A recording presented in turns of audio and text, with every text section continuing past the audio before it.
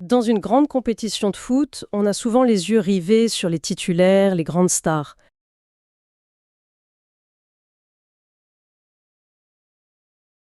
Mais est-ce que la clé de la victoire, au fond, elle ne se trouverait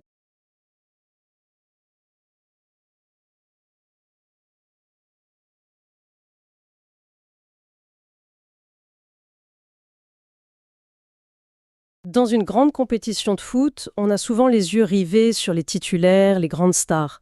Mais est-ce que la clé de la victoire, au fond, elle ne se trouverait pas ailleurs? Peut-être sur le banc. C'est une question qui devient de plus en plus centrale dans le foot moderne. Aujourd'hui, on va justement explorer ce rôle, un peu sous-estimé, celui du super sub, le joueur qui peut entrer et changer le cours d'un match. Et pour ça, on a un cas d'étude parfait, un article tout frais de Wisport, sorti aujourd'hui même, le 25 décembre 2025. Il parle de l'attaquant sénégalais Cheikh Tidiane Sabaly. Le titre est assez évocateur, le joker qui change tout. Exactement. Et l'idée, c'est pas juste de résumer l'article, c'est de s'en servir un peu comme d'une loupe, pour comprendre ce qui fait un remplaçant d'élite. Est-ce que c'est juste une question de talent, ou alors est-ce qu'il y a un mélange plus complexe, de tactique, de mental, de confiance?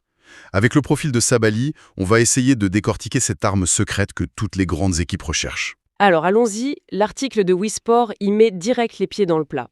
Il décrit Sabaly, 26 ans, comme un joueur capable de faire basculer les rencontres. C'est une sacrée étiquette à porter, surtout pour sa première CAN. On sent que c'est pas juste un bon joueur, il y a autre chose. Mais concrètement, qu'est-ce que ça veut dire, être un joker dans un tournoi aussi intense que la CAN? C'est une excellente question. Ça touche vraiment au cœur du foot de tournoi. Le premier aspect, le plus évident, c'est le physique. Les matchs s'enchaînent, il fait souvent très chaud, les organismes souffrent. Alors, faire entrer un joueur rapide, technique comme Sabaly à la 70e minute, c'est comme lancer une flèche sur des défenseurs qui sont déjà épuisés.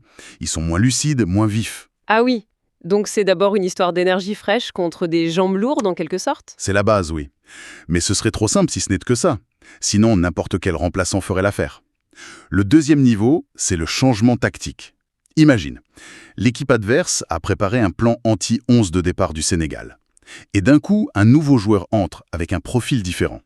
Sabaly, par sa vitesse, il peut créer des situations que la défense n'avait pas prévues. Il ne remplace pas juste un joueur, il change les règles du jeu. C'est l'élément de surprise, quoi. Il vient casser la routine du match.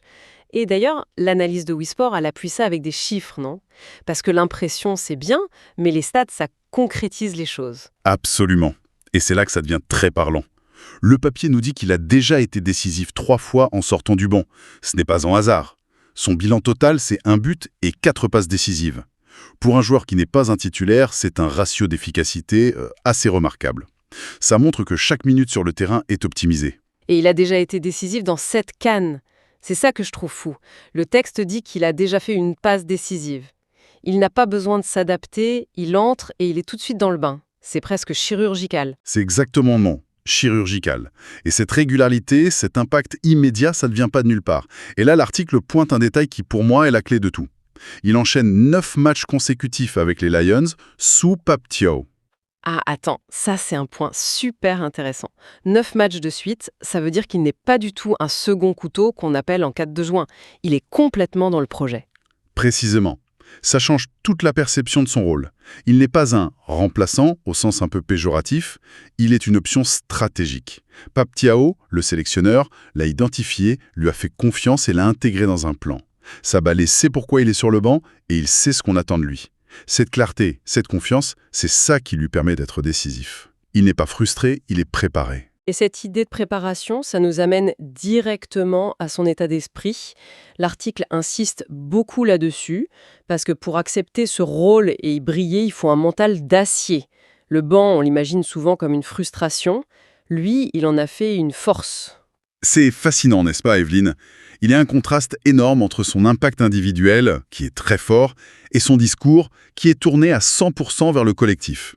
Le journaliste a eu la bonne idée de le citer, et ses mots sont d'une maturité vraiment étonnante. C'est ce qui m'a le plus marqué en lisant. Après un match où il a été décisif, sa première phrase, c'est « Nous sommes un collectif. Dans cette équipe, chacun est capable de faire ce que j'ai fait. » Il ne prend aucune lumière pour lui. Il la partage. Et c'est plus que de la fausse humilité ou des phrases de com', c'est la preuve d'une grande intelligence de situation. Il a compris que la force de ce Sénégal, c'est son banc. En disant ça, il envoie un message à ses coéquipiers. Aujourd'hui c'est moi, demain ce sera vous. Ça soude un groupe, ça. Et ça montre que l'équipe ne dépend pas d'un seul homme. C'est précieux dans un tournoi. Je vois. Mais est-ce qu'il n'y a pas un risque que ça soit vu comme un manque d'ambition personnelle? Comme s'il se contentait de ce rôle de joker? Excellente question. Et l'article y répond avec une autre citation.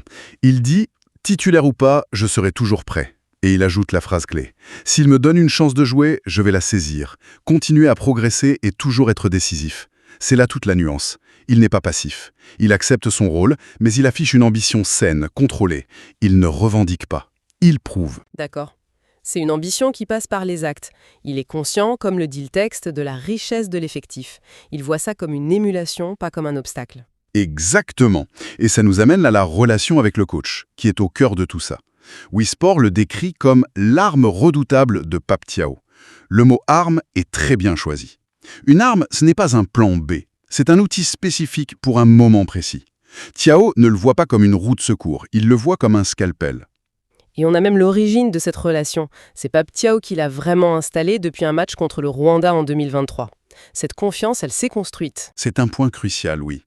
Ça s'est bâti dans le temps. En le faisant jouer régulièrement, même un peu, Thiaw a investi en lui. Il lui a permis de prendre ses marques, de se sentir important, et aujourd'hui il récolte les fruits. La sérénité de Sabali, elle vient directement de la confiance du coach. C'est un cas d'école de management réussi. On voit que tout s'emboîte. La tactique, les stats, le mental. Et par-dessus tout ça, il y a la pression de la compétition. L'article cite Sabali qui dit « Dans notre poule, chaque match est une finale ». C'est une phrase un peu classique, mais dans sa bouche, elle a une saveur particulière, non? Ah ouais, elle prend une toute autre dimension. Quand un titulaire dit ça, il parle de la pression de performer pendant 90 minutes. Quand Sabali le dit, il parle de la pression d'être prêt à performer en 15 minutes, des minutes où tout peut basculer. Il sait que le sort d'une de ces finales peut reposer sur lui à tout moment. C'est l'idée que le banc de touche, ce n'est plus une salle d'attente. C'est une salle de commandement, c'est exactement ça. Dans un tournoi, la différence se fait souvent après l'heure de jeu. Avoir Sabali sur son banc, ce n'est pas juste avoir un bon joueur, c'est avoir une certitude. La certitude que même si le plan A ne marche pas, il y a un plan S pour Sabali qui est prêt, affûté et qui ne tremblera pas. C'est un luxe incroyable. D'accord, je comprends beaucoup mieux pourquoi l'article va jusqu'à le qualifier de pièce maîtresse. Au fond, c'est bien plus qu'un joker. Si on fait la synthèse de ce que nous dit Wisport, son profil est d'une richesse rare. Premièrement, c'est une assurance pour son coach.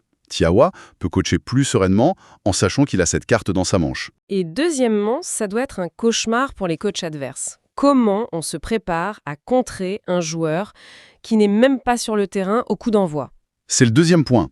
C'est un poison pour l'adversaire. Il introduit de l'incertitude. Rien que sa présence sur la feuille de match oblige l'autre coach à se demander « Eh, si Sabali entre ?» Ça peut même influencer leur propre changement.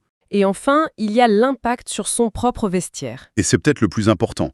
Il est un modèle de cohésion. Dans un groupe avec 23 joueurs qui veulent tous jouer, son attitude est exemplaire. Il désamorce les frustrations. Il montre que chaque joueur est vital, qu'on joue 90 minutes ou 10. Il est le ciment du groupe. Donc si on additionne tout ça, assurance pour le coach, poison pour l'adversaire et ciment pour le groupe.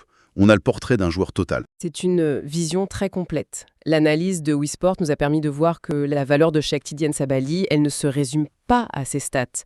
Sa vraie force, c'est cette alchimie entre une efficacité redoutable et une mentalité irréprochable. C'est ça qui en fait, oui, une pièce essentielle du puzzle sénégalais. C'est la conclusion parfaite de ce que l'article nous apprend. Et ça m'amène à une dernière pensée, une porte qu'on peut laisser ouverte. Le texte le présente comme le super sub idéal à 26 ans. Il est en train de prouver, sous une pression énorme, qu'il est talentueux, mais aussi mentalement blindé.